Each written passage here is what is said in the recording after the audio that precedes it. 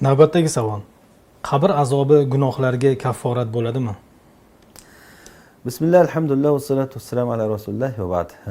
Ya'ni gunohlarga kaforat bo'ladimi deganda umumiy hadisda keladiki, mo'min kishiga qanaqangi bir qiyinchilik yetsa, hattoki oyog'iga kirgan tikan ham, bir musibati ham uni gunohiga kaforat bo'ladi degan hadis bilan ulamolar aytishadiki, kaforat bo'ladi bu deb.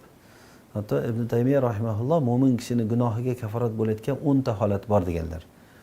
O'shalardan biri masalan musulmon odamni hayotlik paytda yetadigan musibatlari, gunohlariga kaforat bo'ladi yoki tavbasi, hasanotlari, mo'minlarda uning haqqiga qilgan duolari va o'lgandan keyin o'lish sakaratul mavtni qiyinchiliklari, bular hammasi gunohini tushiraveradi, qanchadir tushiraveradi.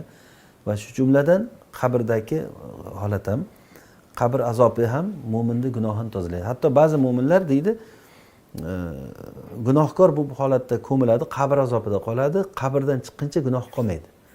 Mahsharga chiqqan paytda gunohi yo'q bo'ladi unda. Ba'zilarda gunohi bo'lsa, ya'ni ko'p bo'lsa, qabrda ham tugamasa, mahsharda. Mahsharda qanchadir vaqt turgandan keyin gunoh qolmaydi. Mahshardan keyin tarozilar tortilinadi, sirot keyin.